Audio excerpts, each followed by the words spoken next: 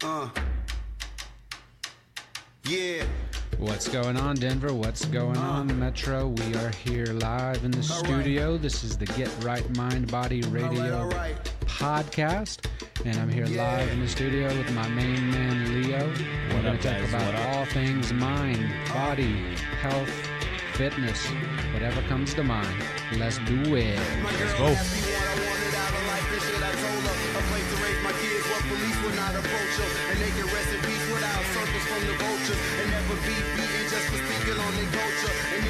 What's going on, Leo? I'm good, Jeff. How are you? Doing well, sir. Doing well. So tell me what you just got back from. You were just talking about? Specifically what? So I went to Turn Hall, which is a garage right now. Ah, right? okay. Because I know was what you're talking about. I got out of my test early, and I saw I smelled food, and I saw a silent disco going on, and I was like, oh shit, let me text Leo. There's some free food going on here, so that's what I went to, and I asked if you had gone to it. And Oh yeah, that's right. You had gone to something else entirely. Yeah, I was at a completely different event. It's called Cupcakes and Condoms. Now, what is that exactly? So it's basically like a sex education type little seminar. Not seminar, it's more like you go around to different tables, play little games, and at the end, you get a cupcake. All right. But they ran out of cupcakes, so I did not get a cupcake. I got some other stuff. Oh. I got the first part. I was going to ask what flavor was it, but since you didn't get the cupcake, I couldn't. It was glow in the dark. I couldn't make my blueberry joke. I was going to ask what flavor was the cupcake, and then pull the old switcheroo on you. Oh, yeah. So this is our first official podcast. Yeah, which is awesome. We're here at Metro State, MSU Denver, home of the Roadrunners. Home of the Roadrunners. Have you ever seen a Roadrunner? I don't even know what a Roadrunner is. It is a... I mean, obviously we know what the Roadrunner is. Yeah. I assume it is a bird in the west to Midwest region that runs very fast, but I have never seen one. Yeah, we'll go with that. Yeah. Well, I mean, I think there's a bird on the logo, is there not? That's a great question. I don't know. we have massive school spirit. Yeah, no, this isn't. Well, plus we're in this awesome building. This building, Yeah. Tivoli. This is amazing. It's like an old brewery, and it's been around since like 1882. Yeah. It's the first brewery in Denver. And this campus was actually built. Was a city called Auraria. And Yeah. It was founded like 1 week before Denver. Wow, really? Yeah, Okay. and then Denver ended up we were on one side of the river, and Denver's on the other side. I say we, as if I'm part of the Aurarians. What just happened to my computer? Did you lose everything? It looks like I got. Yeah, it says boot device not found. Please install an operating system. What the? Do we need to start over? No, Okay. we can continue. All right. We can continue. What I'm gonna That sounds like a major problem. No, it's okay. I don't know what I just did, but I'm gonna restart my computer and then hope for the best. All right, sounds good. Yeah. So we were talking about. We actually did an unofficial podcast last week, and That's we right. started talking about topic of visualization. So, yeah. So so let's revisit that a little bit and see if we'll talk about a few things that we talked about last time, and then maybe add a few new topics this time. Yeah. So last week or 2 weeks ago, we came in and started learning the equipment, and then last week we did a dress rehearsal. So 2 weeks ago, I left here and I went and did a job interview right after our recording. Yeah. And prior to that job interview, I'd gone to the counseling center here, and they're on the. Did you know there's 7 floors in this building? In the Tivoli? Yeah. No, there's not. Yeah, there's a tower where elevator over there. I know I said the same thing because they were like, they told me the room number for my counselor, and it was like 600 something. I was like, in Tivoli? Right. But, so there's a tower over there, Wow. and so. For the Metro students here, MSU students, the counseling center is there. And I asked last time I was there, because I remember when we were recording previously, I didn't have the answers to it. CU Denver also has their own counseling. I guess CCD is just they're just screwed. They're just gonna have to they're gonna mental issues. They're just gonna have all over the place. They're just gonna have to bounce off the walls, I guess. Yeah. So, but yeah, I went to a therapist there. She's great, and it's my first time going to therapy, so it was my second session, and you know. I always get this question, like, you just sit and talk about yourself, and then just like, can I just stop you a second and just check in with you? How are you feeling? And you're like, I don't know why I hate answering that. It's just so cheesy. That's probably why. But it's so, like, I mean, really, like, let's get down to it, you know, what's going on with you, you know. But, you know, and I'm like, I'm anxious. And, of course, I told her I had a job interview, and she said, well, you know, what have you done previously to, you know, help you prior to a job interview, because I'm so anxious going into them. Yeah. And my answer was that I kind of just did this method of, like, distraction, like just keeping myself busy, like driving around, anything to just keep my mind off the interview itself, because I'll pretty much, like, bounce off the walls if I just go straight into the or if I just wait prior to the interview, wait at home, and don't, like, put that energy into some kind of motion. So does that work for you? No, I don't think it works at all. I just go in probably all crazy, disheveled, and, like, I don't know. Even worse off than before. Possibly, yeah, because who knows at what state my energy level is. You know, I'm just surging with all this anxious energy, which is interesting about anxiety that people don't really talk about much, is, like, anxious energy. Like, if you find a way to harness it or control it, I don't know anything about this, but it seems to me hey, like you're doing good. It seems to me that, you know, there is a level, I mean, like, if you have a slight amount of anxiety, I mean, you have anxious energy, you can use that as, what's the expression? As a fuel. Yeah, use it as your tailwind instead of your headwind. And I guess maybe that's what I was trying to do, but to very success, because I had applied for, I guess in the past, well, since I've moved here, or the past 3 years, I'd probably applied for, like, 7 different positions. No, the past 5 years, 7 different positions within my company. I got a couple of them bouncing around a little bit, but this was a position I'd applied for before, and I was going for it again. So she, my counselor was like, or my therapist, she was like, well, have you ever tried visualization? And I was like, no, I hadn't. And I was like, well, what do you mean? She's like, you know, just like how elite athletes do, you know, prior to, say, a golfer would do prior to taking a shot, or a basketball player, or anything like that. And I hadn't. Have you had any experience with it, like visualization? Yeah, I've come across the concept in the past. So yeah, like I've had a lot of, like, anxiety in my life as well, and I did try it before for anxiety. A big thing though, so I actually do meditation, which is, we'll talk about that in maybe a later episode, or maybe even later today, but that's really what I use for my anxiety control now. But in terms of visualization, something I do want to bring up is I read this book. It's called 7 Habits of Highly Effective People. I highly recommend this book. It's by Stephen Covey? Stephen Covey, yeah. I have to break in. I only know this because I worked at Barnes & Noble for 10 years, and I could tell you, I can't tell you what's in any of these books, but if you give me but you've seen the title. A title and an author. Yeah. You give me either the author or the title, I could tell you. Yeah. I could connect the dots. Yeah, so it's an amazing book. I recommend it to literally everybody. I'm not very religious, but it's like my personal Bible. It's an amazing book. Okay.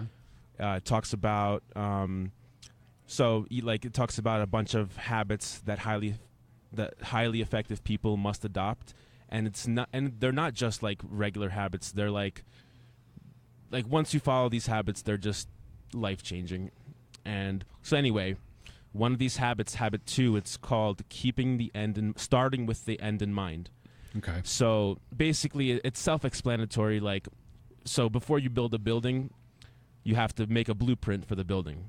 You're not going to just go straight in without thinking and just, you know, build a building or anything for that matter. Like, so you need to start with the end in mind before you start any course of action. So that's really where I bring in this visualization thing, because anything in life, say you're thinking about what career you want, you need to visualize that end goal and what you want your life to look like, how your everyday life, how you're living your moment to moment like reality. So he even uses an example in the book. He goes, so you're at a funeral, and you see like the audience, like, so the Bishop says you're visualizing a funeral. So you see the audience, not the audience, I'm sorry. Start over. What kind of funeral is this? It's a concert, apparently. Yeah. No, so you're visualizing a funeral, Yes. and you see the crowd and Yes. like that attend the funeral, and everybody's, sad, Mourning. mourning, whatever. And 3 speakers come up. One is an immediate family member of the deceased. 2, it's like removed, so like a cousin or like a friend or whatever. And 3rd one is like somebody who was involved with this person in, say, community service, or someone that worked with him. So that type of person. So you imagine what those speakers are saying. You just imagine some sort of like speech that they're giving. And then after that, he instructs you to go up to the casket and look in the casket. And once you open the casket, you see yourself. Okay. You're the one that's in the casket. Yeah. 3 days from now. Okay. So he imagines, what would you want? He says to imagine, what do you want the people that are speaking about you to say about you? What kind of character do you want them to have? Like, what kind of character do you want them to have spoken about you? Like, what kind of character do you have? Mm-hmm. And so he says, imagine what you want, what kind of character you want to embody in your life, and what you want people to say about you, and then work on those values and those principles that will get you there. So Okay. you need to start with the last day of your life and work backwards, pretty much he's saying. That's a pretty strong, That's It's a a- pretty it's- strong visual, pretty strong Yeah. way to look at things. I recommend to read the book because I didn't really say it in a very, like, fluid manner. It's hard to articulate like these guys. Yeah, that I couldn't sell really millions of articulate it. books. He No, says no, it much no. better. It makes sense. Yeah. There's something similar I read in a book by the Dalai Lama, and something that is practiced in Buddhism that I've done in my mindfulness meditation, and it's they meditate on death and impermanence, and so basically, there's something called the 4 preliminaries, and you do this prior to meditation, and one of the 4 preliminaries is on death and impermanence. Mm-hmm.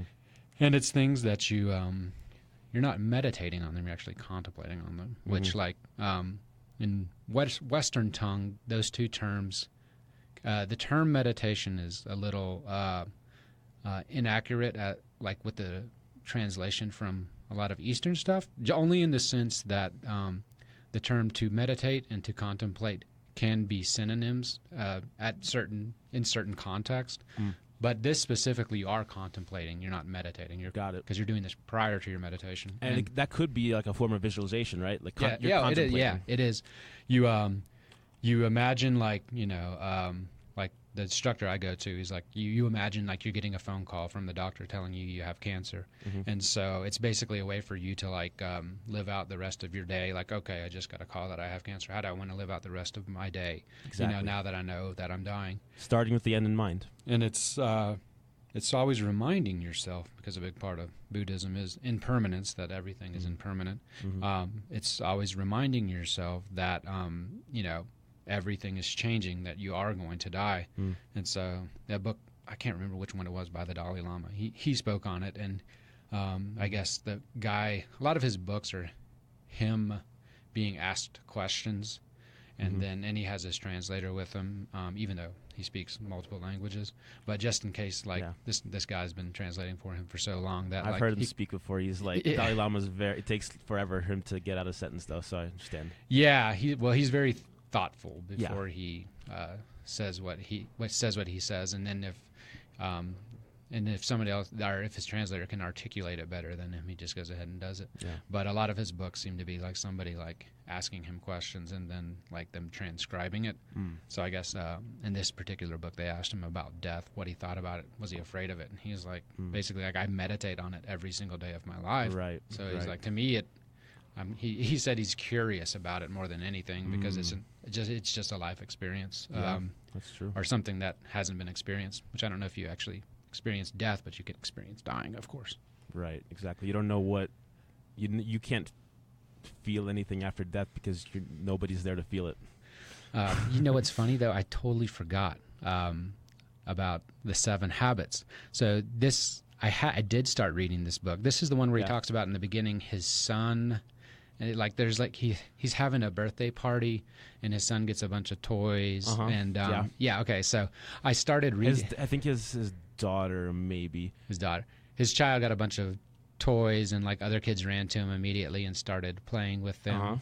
And he let them, and his son like had a temper tantrum, and I guess is he a psychologist?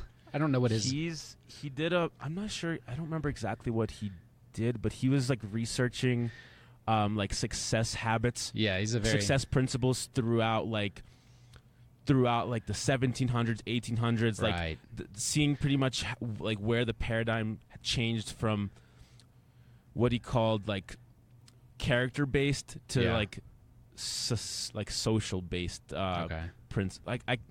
Yeah, it's a lot. But long story short, I forgot. Like, I did start reading that. Yeah. I don't know how many habits of successful people I got through, but like, so I had started like to expedite my reading. I'd started like checking out a book from the library and also getting the audiobook. So I did that with the 7 Habits, and like I was listening to it and reading it, and then just like fell off. Like I probably got to the first habit, but I went to the library to check another book out, and the lady's like, there's a balance on your account, you know. I'm like, oh, okay, I'll pay it.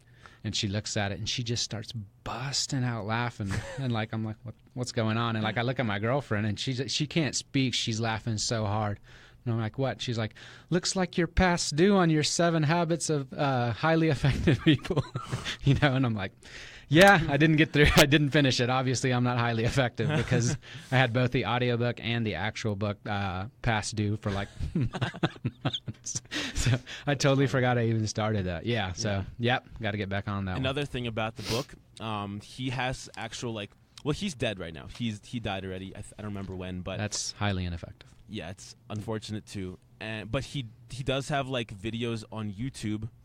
There are old DVD sets that they put on YouTube about him speaking about each of the 7 habits and like a lot of detail. So I'm watching that right now actually, and it's super, super helpful. Like after reading the book, it's super helpful. I saw online an animated.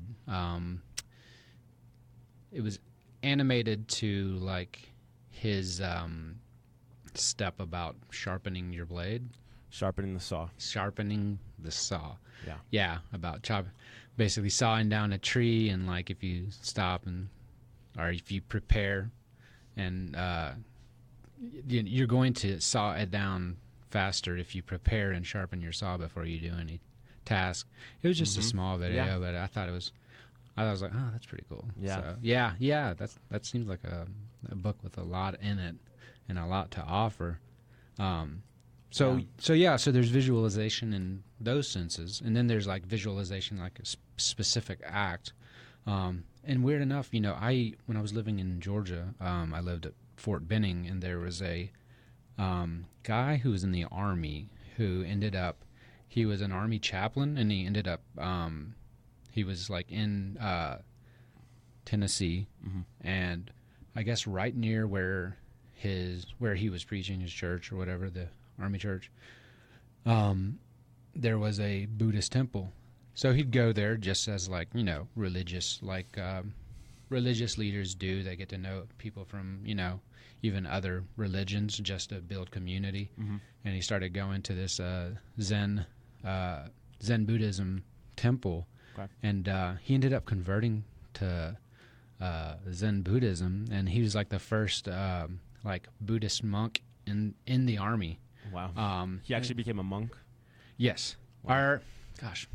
Buddhist preacher, I would say. I can't remember the details, but he was basically teaching Zen to like a lot of soldiers, and so he was doing it even like with like as they were doing like practicing their shooting, like of like the like visualization and like the concentration stuff with the meditation and being present with the moment. Yeah, it seemed to be like very popular, like all of his talks. There was a bunch of people there, people that were of other religions and people that were just curious about it, and then like a bunch of people that were like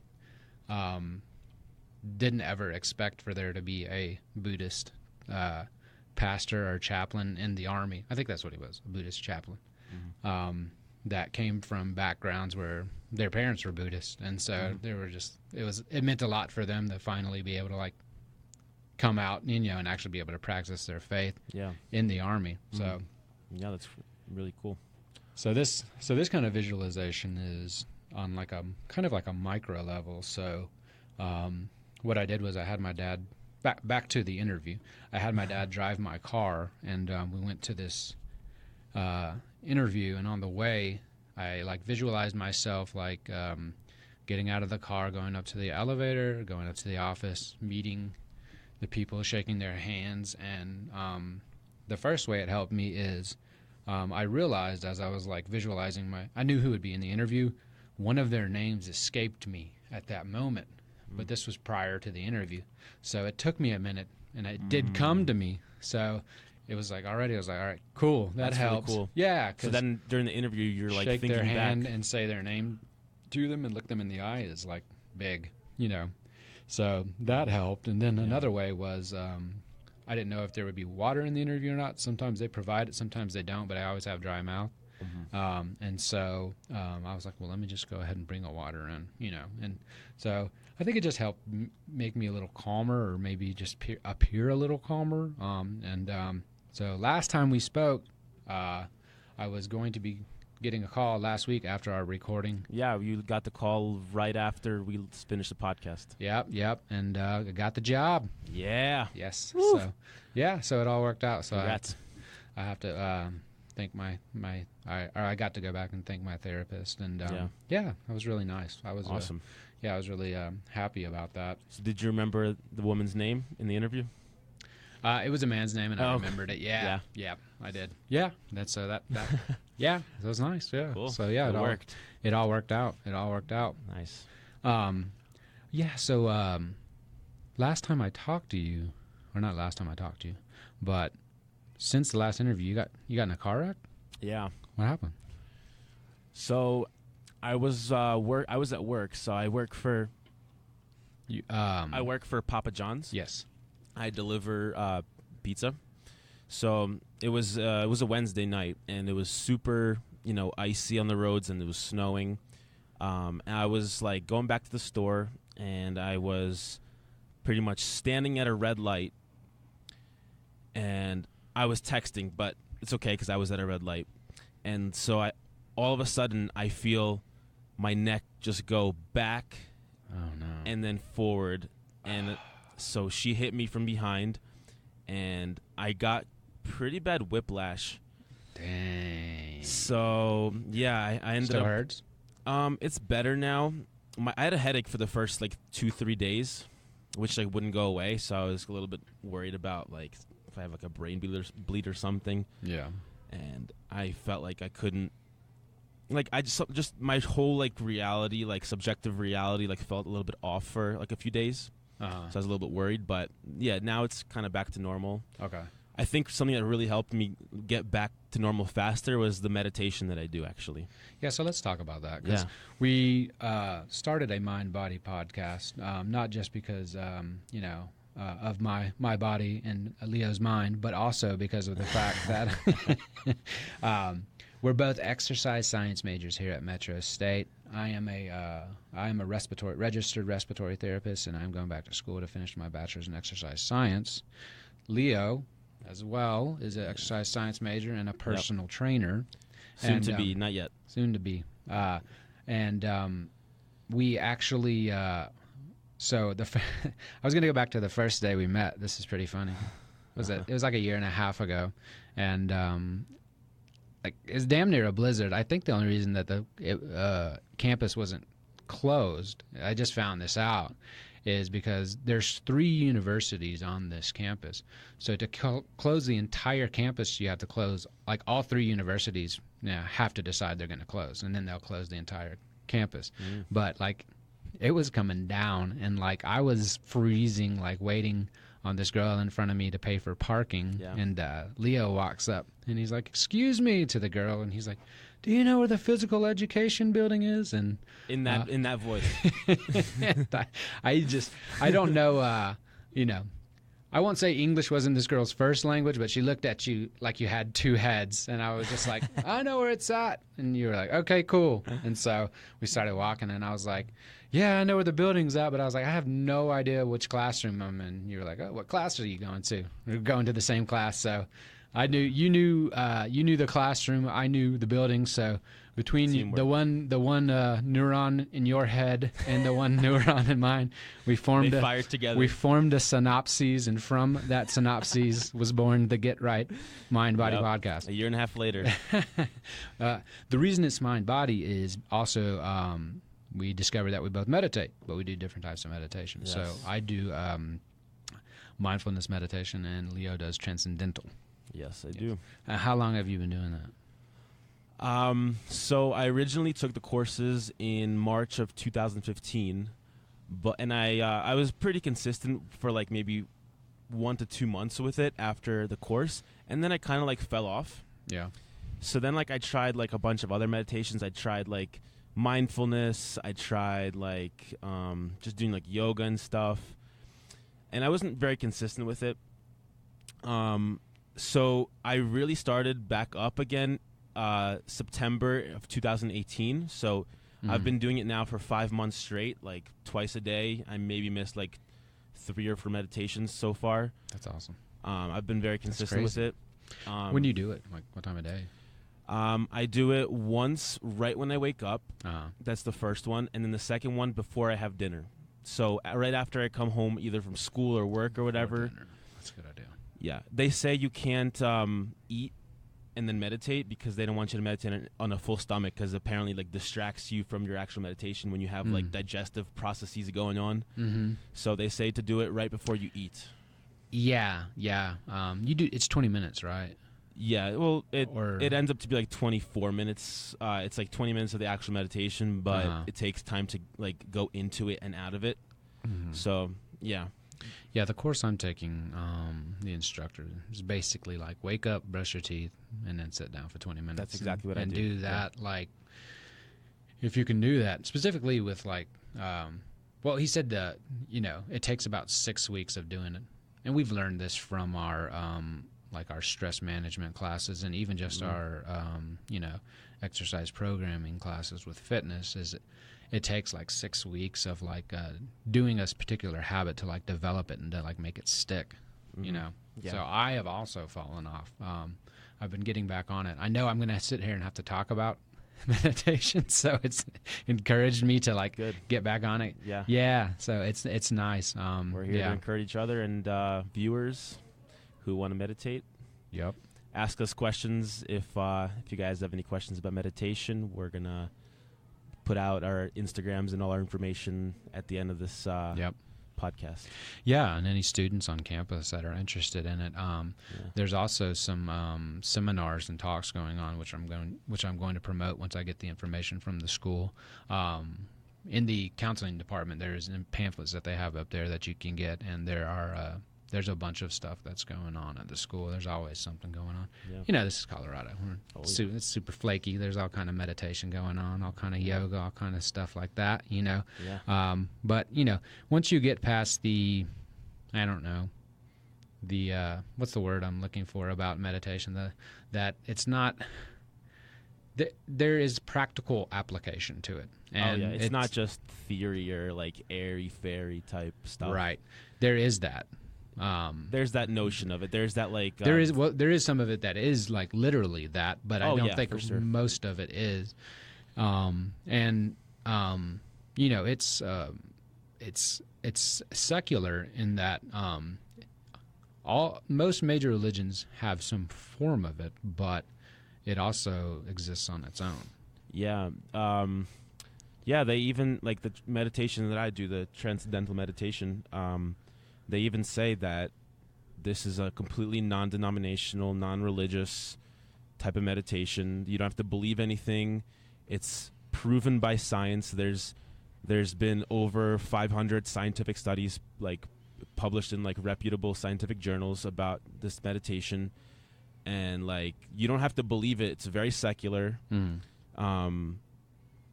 The results speak for themselves. Like you just all you have to do is give it a chance, try it, and see if it works for you. And I think it is important to either be a part of some kind of community that does it, or even just like you and I like talking about meditation. Yeah. Just somebody to bounce stuff off of, because I mean there are just, you know, small nuances and things that pop up. Just the act of just sitting in place and not doing anything, the most simple thing in the world, can be the biggest struggle. That scares a lot of people. I know. People can't, if you ask somebody just sit still for 20 minutes, most people won't do it. Most people won't be able to, or they're going to make an excuse to say, oh, I'm bored, or I'm not that type of person, right, to like even like to do that, right. Yeah, the first class I went into, I didn't realize it was like in my neighborhood, and I'd driven past it for like a year or two, and I finally decided to pop in, and like they were doing, it was the Sunday classes are basically just like all levels, beginners, whatever. But the Tuesday was like more advanced practitioners, people that do like an hour a day. And this is at your meditation studio? Yeah. Okay. And they were doing a 40-minute. And I was just like, oh, okay. And they were like, you're welcome to join us. And I was like, sure. And then like I just sat down, and like with me, the experience was the total opposite that time. I could not believe how fast my mind raced. The thoughts, it was just, oh yeah. And it's not like that every time, you know, but I mean, it was like, it went by really fast. And so they asked me afterwards, they're like, how was it? And I was like, I can't believe how many thoughts I have in my head. They were like, yeah, you know, it's, that's a reason that it doesn't hurt to, I've heard a definition of meditation that I like. It's a familiarization with the mind and its contents. Yeah. And I like that definition. Yeah. It's like an awareness of yourself. Yeah. I mean, there's nothing wrong with like, just like exploring your own thoughts. I mean, your thoughts control everything you do if you react to them, you know, and so if you can kind of learn to not react to everything, then, you know, a reaction is like thoughtless. A response, there is a thought, so then you have an emotion, and instead of an instant reaction, you can decide how you respond to it. Yes. And there's like a freedom in that, you know what I mean? Going back to the 7 habits of highly effective people, first chapter is called proactivity, and he defines that not just in taking initiative, but also how do you respond to a situation. So he says between stimulus, which is what happens to you, and response, which is like how you respond, there's a space which you can decide your response. Exactly. You more like between stimulus and reaction, there's the freedom to choose your response. Exactly. So you have to be proactive to do that. Yeah, and that takes a lot of practice, because even like just, there is a physical, I think one thing that people don't think about when they've sat down to meditate the first time is like the physicality involved in it, and just like we have bad posture here in the West in the United States, and like to be able to sit upright with a straight spine, which I'm not doing right now. I'm not either. I'm slouching like I always have.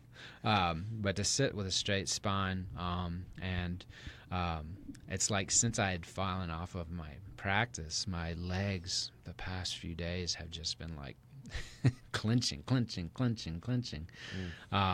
Now, you know, my instructor would say, great, you know, because that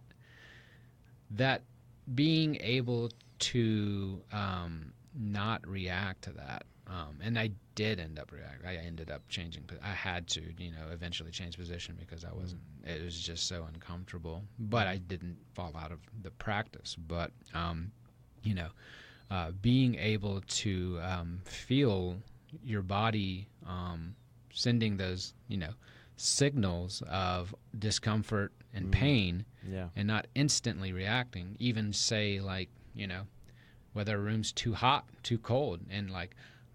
Some people like they can't sit 2 seconds in even just a temperature that's 2 to 3 degrees off of where they're comfortable. Yeah. Like they won't abide it. They can't tolerate it. People have gotten too comfortable, too spoiled. Yeah. Yeah, like if you think about like where we came from, like our ancestors. Yeah. Where in history has there been air conditioning or heater? I know. In our whole history of being like live as human beings, nowhere.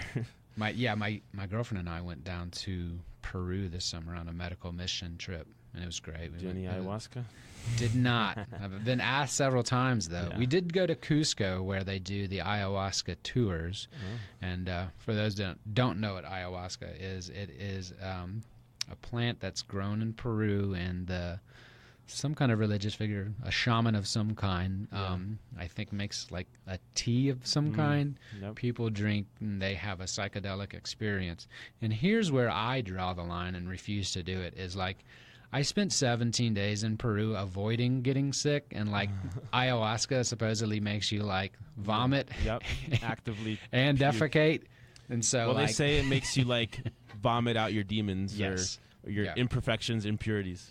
And like I had to pay almost $500 for immunizations to go down there so I wouldn't get sick. So like the last thing in the world I would want to do is take something that's going to make me vomit. You can't drink the water.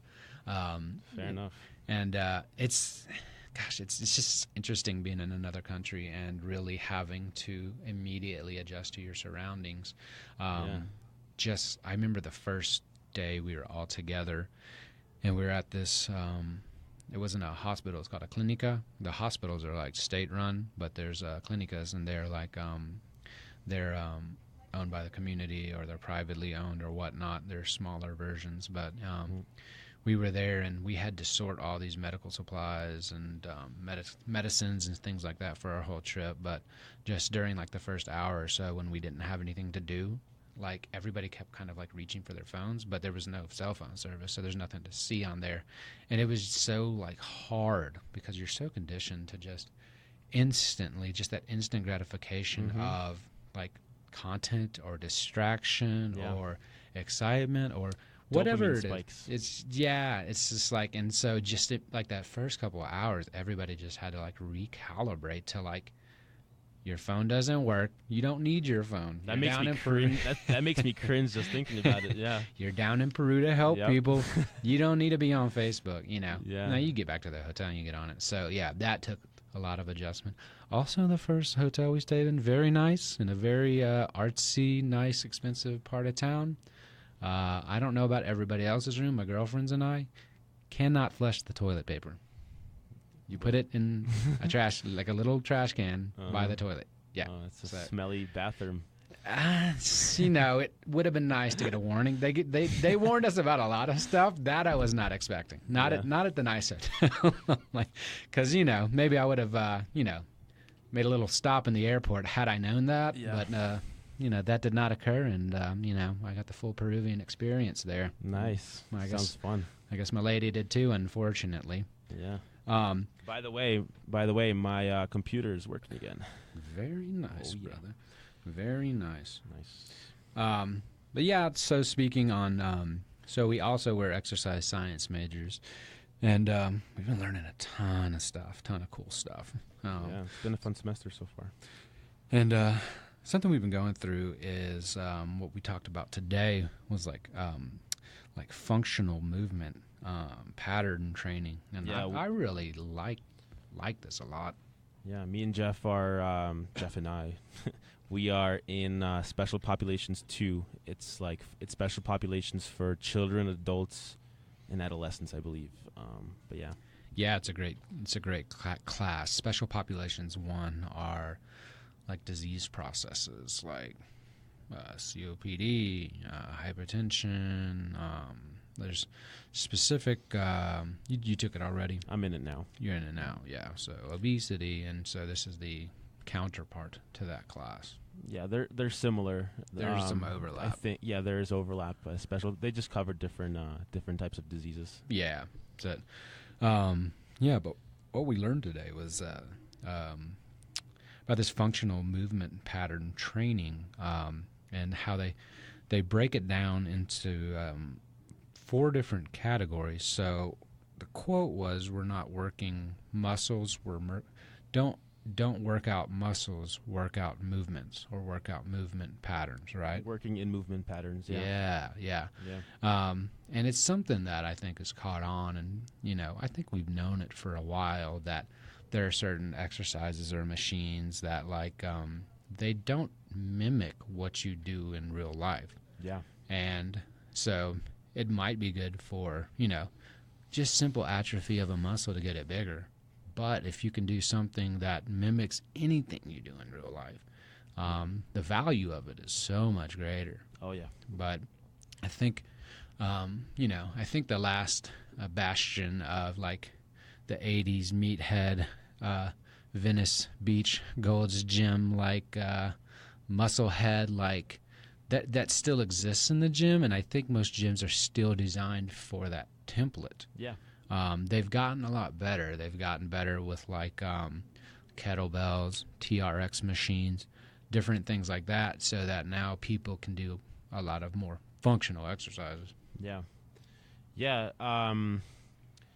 I'd bring it back to, like, how humans evolved. Like, everybody was doing functional things. Like, nobody went to the gym, like caveman days, right? Nobody went to the gym. They all their forms of exercise were either running to catch their food or running from their predators. That's true, yeah. From becoming food. Running to or from food. So, like, they were doing a bunch of, like, functional exercises. They weren't thinking of them as exercises, but they were squatting. They were picking things up off the ground. They were holding things for a while to work their muscles in, like, it's called an isometric way. Instead of moving, it's like more like how your muscles can control your body from moving. They did a bunch of, like, functional things, and nowadays, a lot, like you were saying before, like the 80s and 90s, like meatheads, it's more about aesthetics. Nobody cared about aesthetics back then. No. And we need to get back to that. Yeah, and to clarify, we don't have a problem with meatheads. It's just that the meathead template for getting in shape, like machines that are like, a leg extension, which, I mean, you're not going to do anything in real life that actually mimics, like, a leg extension. Now, exactly. That's a great machine, I've heard, for, like, rehab or what they call prehab, you know. But like, it is good for literally just building your quad, but besides that, like, a squat, is so much better. Yeah, and a lot of people have the misconception that doing a leg extension, for example, is going to make their squat better. So they think if I work my muscle in an isolated fashion, that it's going to make my compound movement stronger. And that's sort of not true. Yeah, and speaking of compound movements, that's kind of what we're talking about here, is instead of, like, single joint movements, say, like, you would just do a bicep curl. That's just a single joint hinging. You would do multi-joint exercises. So any exercise that uses multiple joints by nature is probably more functional, because there's not a lot of things that we just do naturally that only involve, like, there is obviously drinking beer maybe is like a single joint exercise. Yeah. No, actually not. So there are, probably not. There are things we do, but but this, so they were able to break the movement patterns down into 4 categories. And what are those 4 categories, Leo? So we just learned this today in class, so we're not That's any why sort of experts. That's why I'm asking you. So they are core stability is 1. Second is bend, lift, or carry. The third is single leg exercises. And the fourth is just functional movement. So core stability, bend, lift, carry. That's all one category. Yep. Single leg and functional movement. Right. And each of those 4 are broken down into specific movement patterns. So, for example, core is roll, plank, crawl. Then, like, bend, lift, carry is squat, hinge, carry. Single leg is, like, checking your gait and lunge. And functional movements is push, pull, and rotate. So, I don't know if we are... if we can get too far in depth into this, qualified. We don't even. Yeah, this is just. We're just so excited. Just throwing this out, yeah. to learn it because we thought it was so cool. Yeah, it's pretty cool, but we don't know too much about it yet. You know, I've been practicing jiu-jitsu for I don't know a year, 1 to 2 years, and just these three things immediately, like roll, plank, and crawl. You literally do like front rolls, back rolls, like side rolls. You have to do like a ton of bridging, a ton of planking. Like, you don't waste your time doing anything in a martial arts workout that you're not going to actually use. There's just no, it doesn't get any more functional than martial arts. It doesn't. That's what's great about it is like the thought of doing anything that's not applicable. It's never crosses anyone's mind. Yeah. Like, no one's ever going to teach you something that you're not going to use. Like, why waste your time? The only thing is for ego gratification. Right. to look big, to look bigger. And it's martial arts is really nice. Like, I think as a child, a young man going into it, like, it was like way too much testosterone for me, and it just kind of turned me off. Yeah. But like as an adult, I would recommend anybody as an adult try martial arts again if it like scared you or turned you off as a child, because the people in there, when you're an adult and you've been practicing martial arts your entire life, like, you've been humbled several times, possibly in public, possibly in a ring, possibly on a mat. You know, you have gotten your butt kicked like several times, most likely. And so they are actually like, even though they're extremely confident, they're actually like pretty humble people and like a bunch of real nice guys, at the gym I go to, East in Arvada. I would recommend anybody going there. But yeah, these 3 movements, roll, plank, and crawl, all of them I would use in jiu-jitsu. Yeah. Also the squat, hinge, carry, just bending and lifting, like especially older populations. This is like, I think, huge. Like, if you're not teaching the older population how to like stand up from a chair and sit back down, get up off the ground, like pick something up off the ground and put it on a shelf, like kind of the stuff that like occupational therapy and stuff like that, those people kind of do, like that's massive, like for certain populations like that. Or break a hip. Yep. Single leg works out, working on your gait and your lunge. And I assume the single leg, it's, you know, where this is what we'll be doing balance on, working on your gait and on your actual walk. And then the pushing, pulling, and rotating. So all of these movement patterns we're going to be learning about this semester, and we're pretty excited about it. And so what else we got going on, Leo? Yeah, so no, I just want to put out that we're going to close up soon, this podcast, but I just want to put out that like every week we're going to be talking about, so like these types of topics, like just all centered around mind, body, different things we learn in class, different things that we experience in our own lives, just back and forth, stuff like that. And I'm really excited to be doing this podcast. Yeah, this has been great. We're going to be doing this every Tuesday at 2. Yep. And where can the people find you, Leo? So Facebook, Leo Kopp. Last name is Kopp. And then on Instagram, Leo Kopp Fitness, all one word. All right, and you can find me at J Ryan Ritchie on Twitter. I am also J. Ryan Ritchie on Facebook and Instagram.